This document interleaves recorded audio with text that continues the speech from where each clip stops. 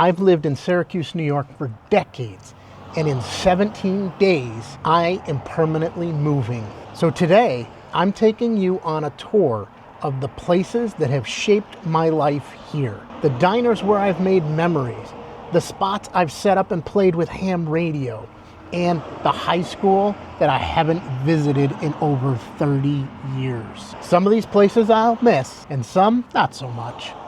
This is my Syracuse goodbye tour. Let's go. Let's talk about one of the biggest landmarks in Syracuse. It's now known as the JMA Wireless Dome, but I forever will call it the Carrier Dome. This was where I went to my first ever concert. My aunt and my older brother and I all went to go see the Rolling Stones back in the 80s on the Steel Wheels Tour, September of 1989. That was incredible. Since then, I've maybe been there a handful of times. Basketball games, football games, a lacrosse game, and I think I was there for a circus or some kind of other kids' events years ago. But honestly, I won't miss it. It's iconic for Syracuse, but not my Syracuse. It's just there, a landmark, not a memory I'm attached to. Let's stroll a little bit further west to Bishop Ludden, the school I graduated high school from. Haven't been there since I graduated 30 plus years ago, and I'm not going to miss it.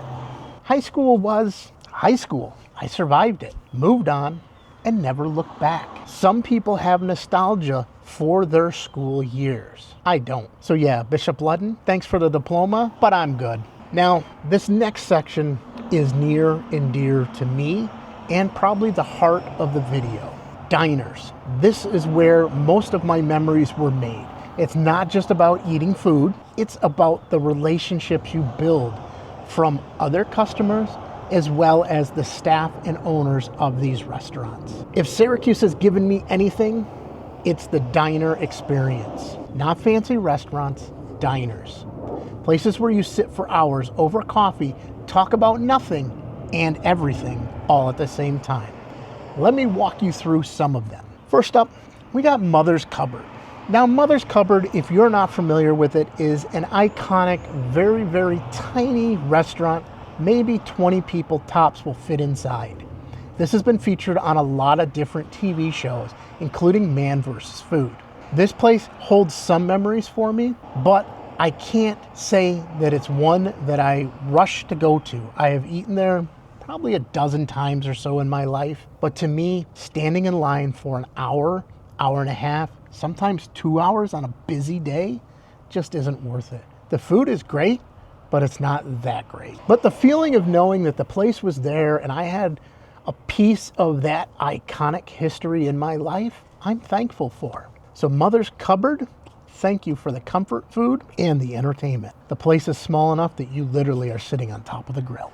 Probably one of the earliest memories I have of a diner, the diner is no longer there. For those of you that grew up in the Valley or are familiar with the Valley area, Campbell's. It has a completely different vibe than Mother's Cupboard. This was a place that was important to me because whenever we got to go see my grandparents, and if of course it was a weekend, we had to go to church. And where did we go after church? Campbell's Diner. I miss the days of going in there with my grandparents. I miss that type of place. Couldn't tell you what the food tasted like. I don't remember it. I just remember that was my first exposure where my grandfather went in, everybody knew his name, they knew what he wanted to drink, what he wanted to eat. That was like my exposure to the diner atmosphere. People would come in, and because you're a regular in there, they knew who you are, the conversations that happen and take place. That's what I take back as a memory. The place has been closed for many years, and I have found other places to replace it, but I will always hold a special spot in my heart for my times of visiting Campbell's Diner. Let's talk about Dee's Diner in Mattydale, a little bit just outside of the city. This place is great. Simple food, good people, real conversations. That I will definitely miss about Syracuse Diner. They're not pretentious, they're just real. Dee's has gone through multiple owners over the years, and with each owner, I feel like the restaurant has gotten better and better. The current owner, Andrea, thank you. I love our conversations in the morning. I love the exposure to the atmosphere. You have a great vibe going, and I really enjoy sitting at that counter and watching the food get made, whether my food or somebody else's. I enjoy the conversations with the wait staff as well as the patrons of the restaurant. I have made a lot of good friends from just sitting on a stool and enjoying a great meal. Let's talk about a place that used to be my second home, the Gem. Everybody from Syracuse knows about the Gem. Many people who visit for the various car shows and other events that happen once or twice a year here in Syracuse all flock to the Gem. The Gem has been iconic for many of years. The Gem Diner, at one point, I was eating there breakfast, lunch, and sometimes even dinner all in the same day. I would spend hours there. The wait staff knew me. They knew exactly what I wanted to drink. They typically knew what I wanted to order based on the day of the week and what specials they had going on. Every diner has its regulars. Every diner has its vibe. The Gem's vibe is simply show up and enjoy a great meal. I'll miss that. Over the years, I've not gone to the Gem as often as I have in the past because I'm no longer in that area on a daily basis, and they've had almost a complete turnover of staff. And when the staff started turning over, a lot of that history that I had went with it. Another restaurant a little bit further out from Syracuse in the Cicero suburb was Kim's Diner. Kim's I've made some good memories at. I'll miss the conversations, I'll miss the food, I'll miss the atmosphere. But most importantly, I think when it comes to diners, the biggest diner I will miss the most is the one that's right behind me right here. Just One Bite. Just One Bite has had multiple locations in Syracuse. They've had its ups, they've had its downs. Jess and Adam, the owners, have been really great friends of mine. What started as a simple meal turned into many, many years of a great friendship. One point, I used to operate one of my businesses from this diner almost daily. I would bring my laptop in, and Jess always ensured I had a full glass of iced tea.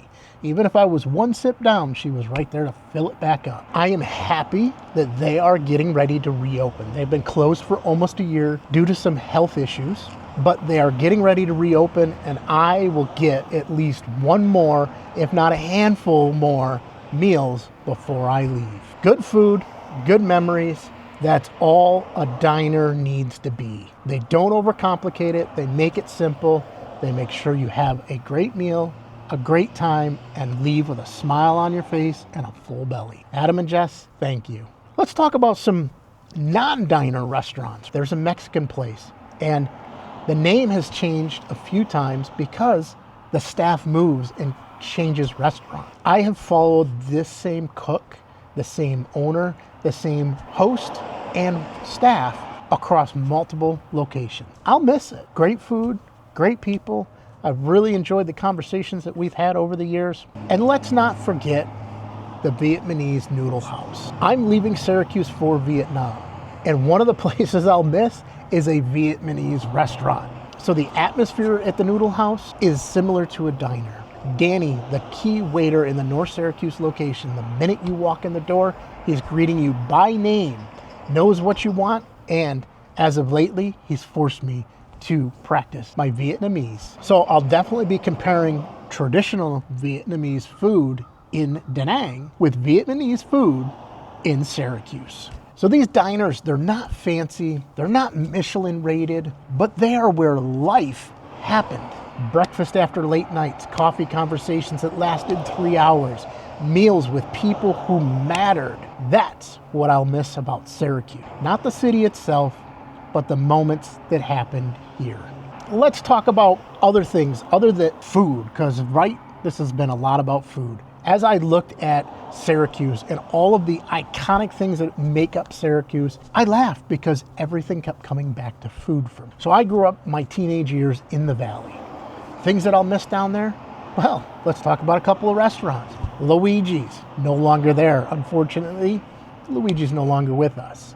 Shortly after his passing, the restaurant closed. You take an Italian concept of a diner, that's what Luigi's was. Didn't serve breakfast, but lunch and dinner, yeah, Luigi knew everybody's name walking in. He knew what people wanted to order. He always made sure he stopped by every single table to greet the customers, to make sure your meal was right, nothing was wrong. And if by the off cuff something was not right, he made sure to make it right. Right across the street from Luigi's, Gannon's. Not what it is today, not the big full ice cream stand, but I remember when ice cream was just a small portion of what they did, and Gannon's was a convenience store. It was literally 2.5 blocks from my house growing up, and I used to have to walk up there to get anything and everything. You need a quick run to the store to go get milk, you go up there and grab it. Well, of course you got a little candy in the process too, right? Or maybe a soda pop or something else. Gannon's was the iconic corner store. They have since gotten rid of the store and solely focus on ice cream only, where they do make really good homemade ice cream. If you haven't checked it out, go check out Gannon's, corner of Seneca Turnpike and Valley Drive. And let's not forget, down there in the valley, the duck pond. If you have never been to Webster's Pond, but you've been through the valley, get over there, man. You're missing out. It's a great program. They have a fishing program for children. They allow you to buy feed that you can go feed the ducks and the fish that are in the water. It's a nice little pond, some walking trails up through the woods. Being that this was less than a mile from my house, yeah, my teenage years, we'd ride the bikes down there and we'd spend all day having fun. Luigi's, I haven't been to in years, but it's still in my head. The duck pond, I don't go every day anymore, but I try to go a couple times a year. And Gannon's, yeah, summer's just not complete without a Gannon ice cream. These are places where I figured out who I was, or at least started to. Will I miss them? Not really. I'm glad they existed, and they're part of my story, but they're not part of my life today. Let's not forget my early years, growing up in Kimbrook, as it was being developed. We're talking 80s, nowhere near what Kimbrook is today. For those of you not from the Syracuse area, it's a housing development. This is where my childhood memories were made.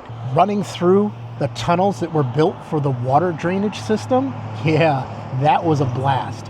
We would go down there with BB guns and the little cherry that grew on the tree. I don't know, there was some kind of berry. We used to take them and huck them at each other and throw them. Man, those things would leave you with a big old welt. I remember those childhood days, slingshots, everything, running down through that drainage system because it was a big tunnel network, playing around in the houses that they were building as they had the foundation down.